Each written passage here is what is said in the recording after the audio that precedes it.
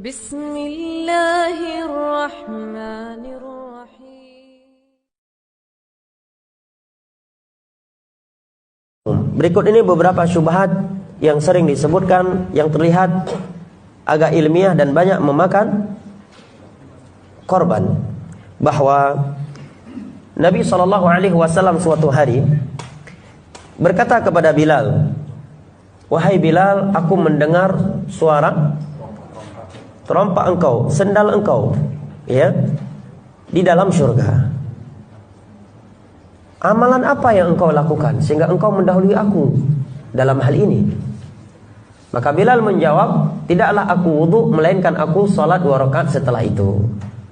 Nah, di sini katanya Bilal bolehnya beribadah walaupun tidak ada perintah, petunjuk, anjuran dari Nabi, selama niatnya baik dan tidak ada larangannya.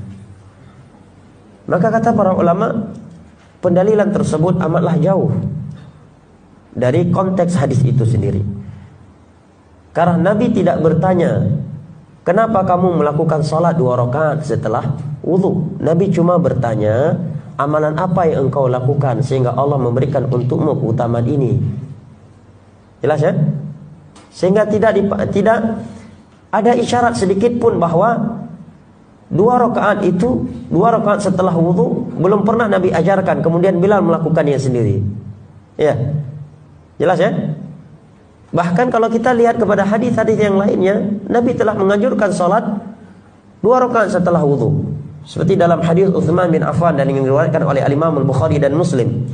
Nabi menyatakan, "Man tawadda'a nahwa wudu'i hadza thumma yusalli raka'ataini la yuhadditsu fihi ma nafsuhu ghufira lahu ma taqaddama min dhanbi." Barang siapa yang berwudu dengan seperti wuduku ini, kata Nabi, kemudian dia salat 2 rakaat dengan khusyuk, maka akan Allah ampuni seluruh dosa-dosa yang telah berlalu. Yang kedua, menyimpulkan kesimpulan seperti itu, ini bentuk adab yang tidak baik kepada Bilal. Jadi seakan-akan beliau melakukan suatu ibadah yang belum pernah dianjurkan oleh Rasulullah. Dan itu jauh dari para sahabat Nabi SAW. Sebagai contoh, di awal-awal Islam, para sahabat itu enggan melakukan sa'i antara Safa dan Marwah. Kenapa? Karena mereka menganggap dahulu kita memiliki kebiasaan sa'i antara Safa dan Marwah.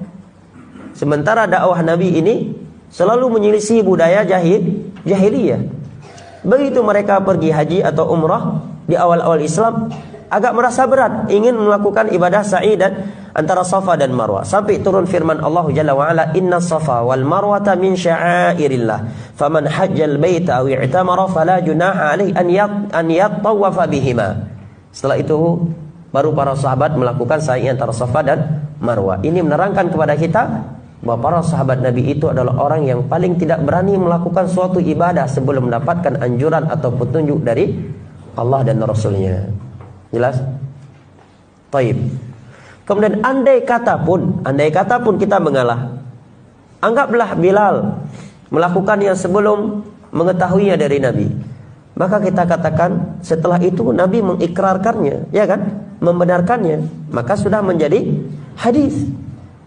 Karena definisi hadis itu, kata Imam Ibnu Hajar dalam kitabnya Nukhbatul Fikr dengan syarahnya Nuzhatun Nazar, ma udhifa ila Nabi sallallahu alaihi wasallam min qaulin aw fi'lin aw taqririn aw sifatin khuluqiyatin aw khalqiyyah.